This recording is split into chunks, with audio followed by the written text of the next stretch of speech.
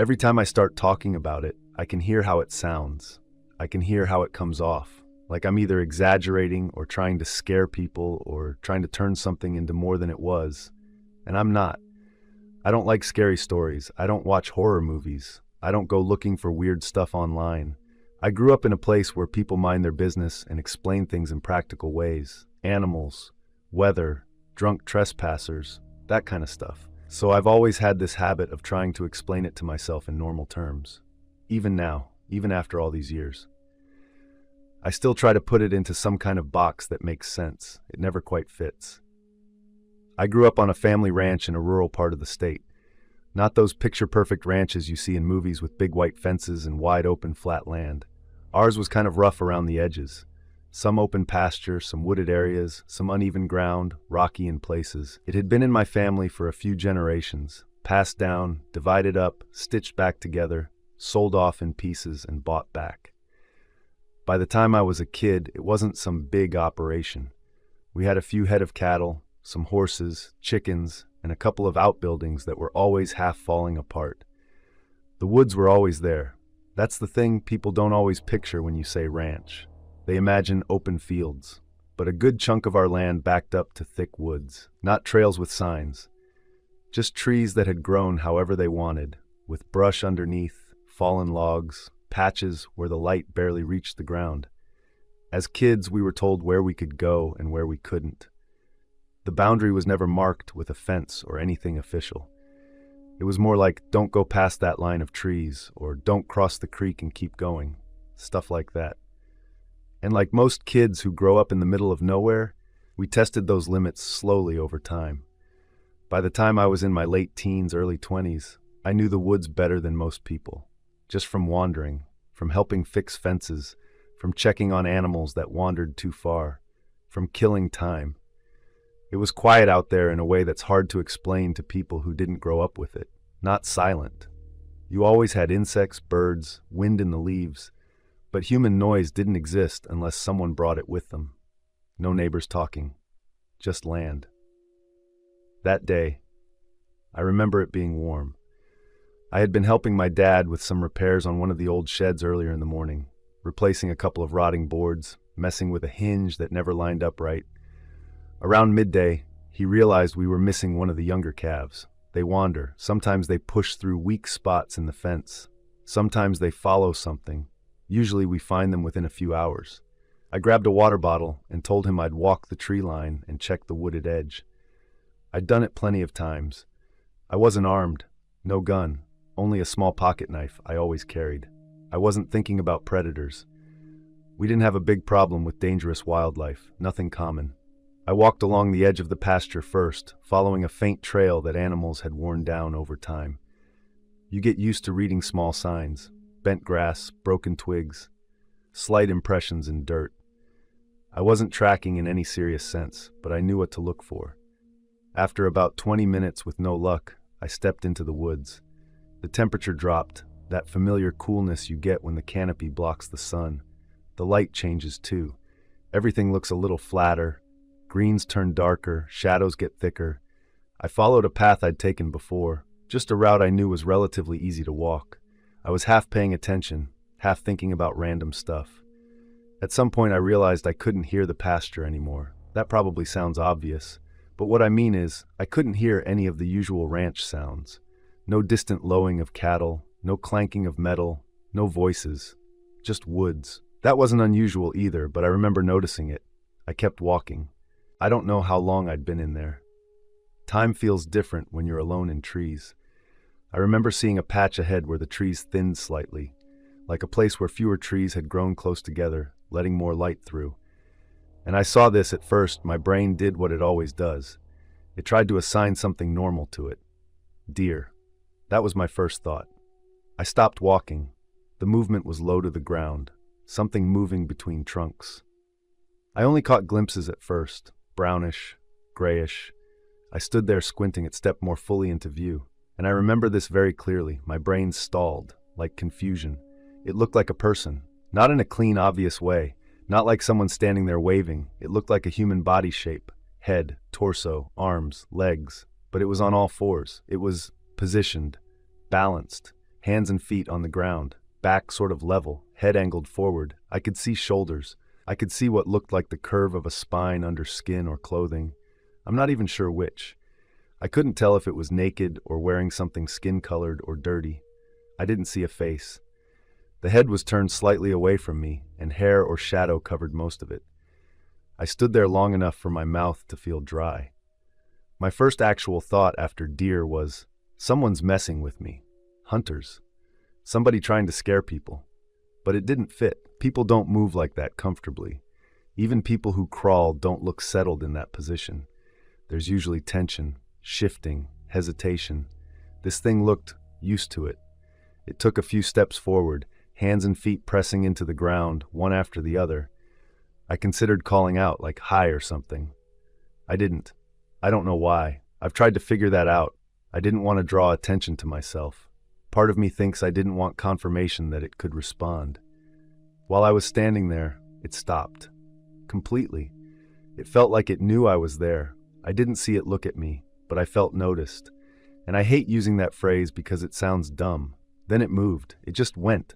Not like it faded, not like it ducked behind a tree. It was just gone. I stared at the spot where it had been, trying to understand what I'd just seen. My heart was beating faster at that point. I took a step forward, and I heard a voice. It came from my right, from deeper in the brush. It was clear, just a single word, or maybe two. I still go back and forth on it. It sounded like no, or now, or go. One of those.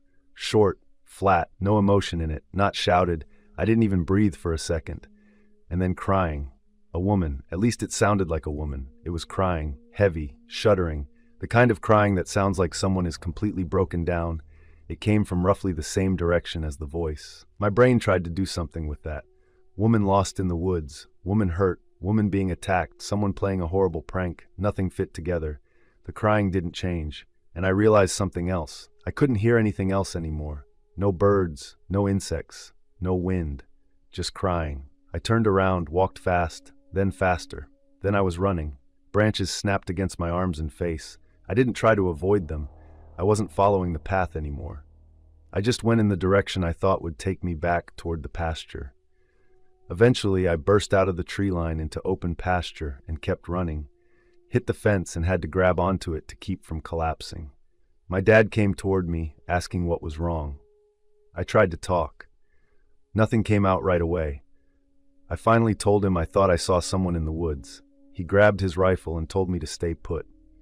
He walked the edge of the woods and came back and said he didn't see anything. We never found the calf either. We talked about calling someone, but without anything concrete to say, it turned into one of those maybe later things. He said sometimes people do weird things, trespassers hiding out. He said it was probably a person. That explanation stuck in the family. It was probably a person. I clung to that explanation for a long time, but it never fully worked. People leave tracks. People make consistent noise. People don't vanish between one step and the next. People don't move on all fours like it's their normal way of moving. I avoided that section of woods after that. Over the years, other small things happened on the ranch. Missing animals, strange noises at night, stuff that could all be explained individually. Nothing as clear as that day. Eventually, I moved out.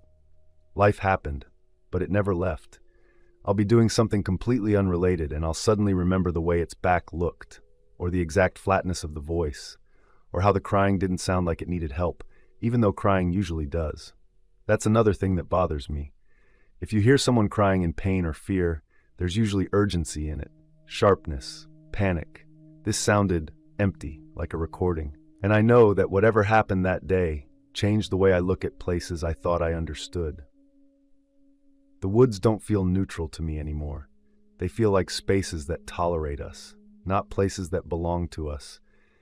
A sense that there are things moving around out there that don't care if we understand them. If you're unlucky enough to be in the wrong place at the wrong time, you notice one. That was the scariest thing that's ever happened to me. Because I saw something that did not fit into the world the way I was taught the world works. I don't have a better explanation than that. I'm a man in my mid-30s now, working a steady job and trying to keep a mostly quiet life. What I'm about to describe happened a little over 10 years ago, back when I was in my early 20s and still trying to figure out what direction my life was supposed to take. At the time, money was always tight, and stability felt like something meant for other people. A friend of a friend knew someone who needed a roommate, and that arrangement turned into me moving into an older two-story house. My roommate's name was Shane. He was a few years older than me. He worked nights at a plant, while I worked early mornings, so our schedules barely overlapped. Most days, interaction was limited to a quick nod in the kitchen or a short exchange about whose turn it was to take out the trash. That worked fine for both of us. The arrangement felt simple and low stress, which was exactly what I needed back then. Shane usually left for work around the time I was winding down. Sometimes I'd hear the front door close or his footsteps moving down the hall, but nothing about it ever stood out. Looking back, there were small details that seem strange now, but at the time, they didn't register as anything important. Shane always kept his bedroom door closed. He never had people over. No friends, no family visits, no guests. He also never really talked about his past. Whenever the topic came up, he'd give short, vague answers and gently steer the conversation somewhere else. None of that felt alarming. Some people just prefer privacy. That morning, it was my day off. I woke up later, close to noon, and noticed the house was unusually quiet. That wasn't unheard of. Sometimes Shane picked up extra shifts or stayed out later than normal. What caught my attention was his bedroom door being open. It hadn't been open once since I moved in. I figured he'd forgotten to close it.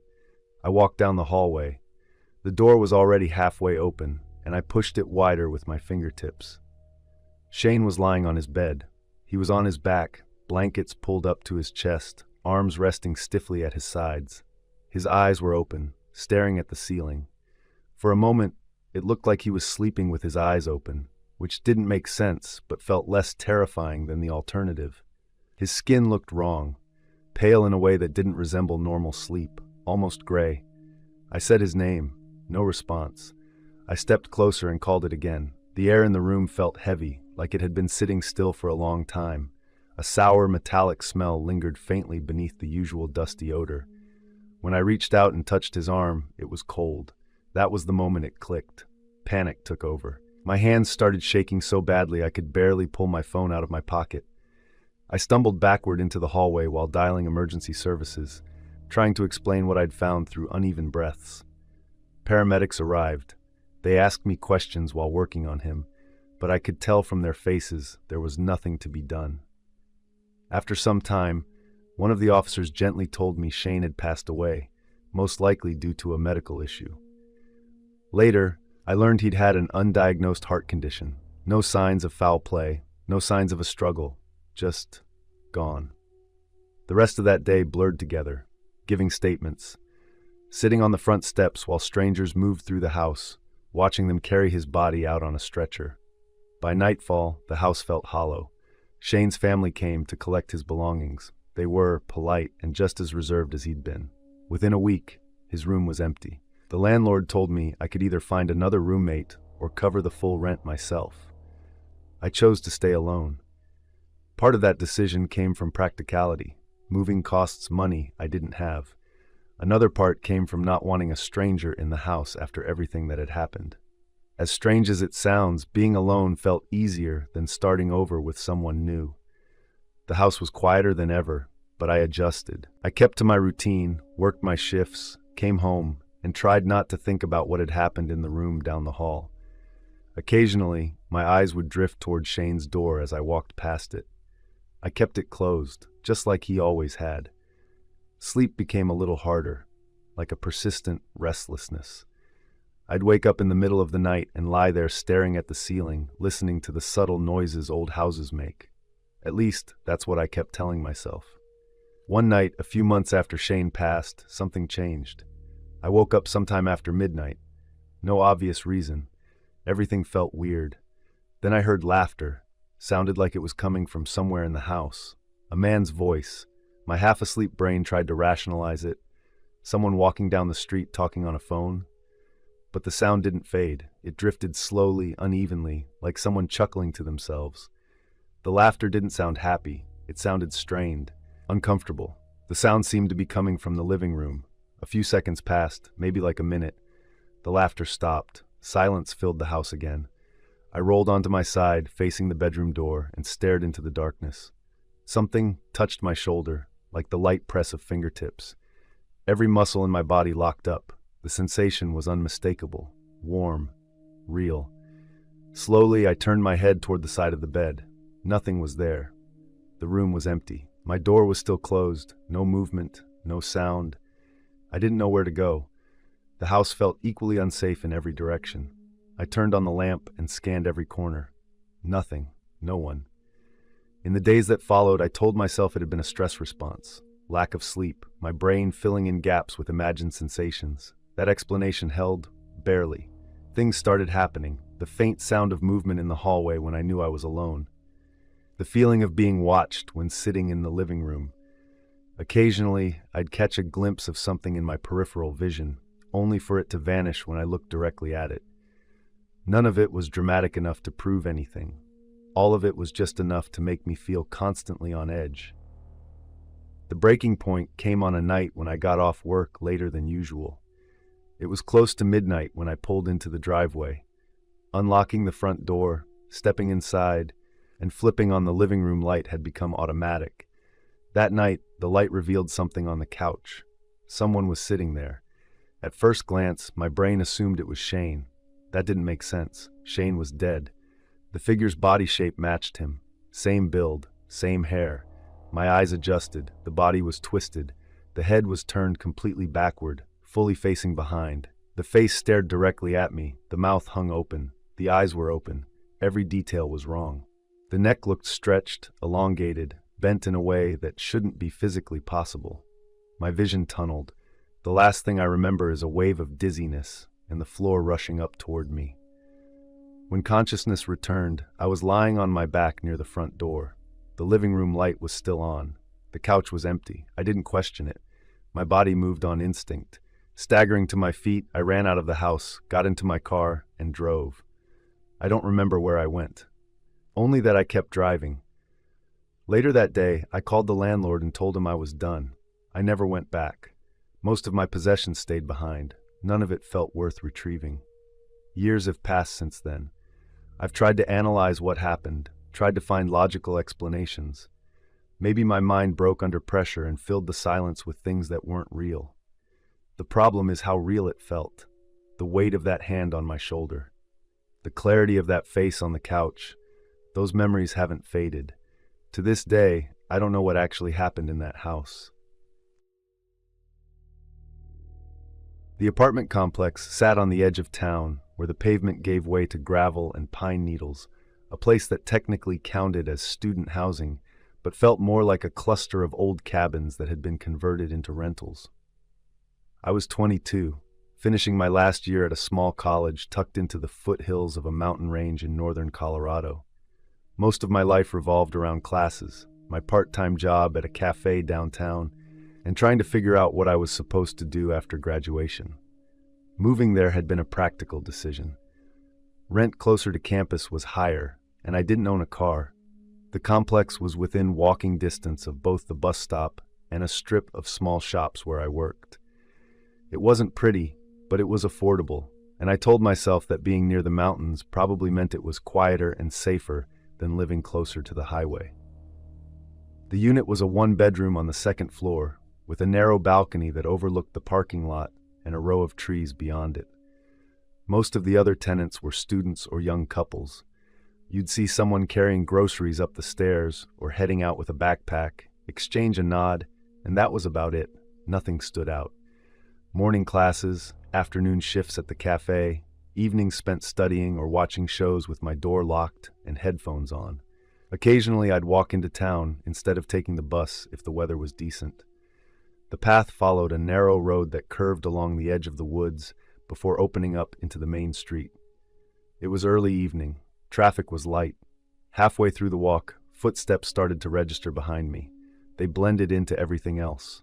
Gravel crunches all sound similar out there, but after a minute or two, the rhythm stayed consistent. Just there. A glance over my shoulder showed a man walking like 30 feet back. He looked ordinary in a way that made him hard to describe. Hands in his pockets. People walk that road, I reminded myself.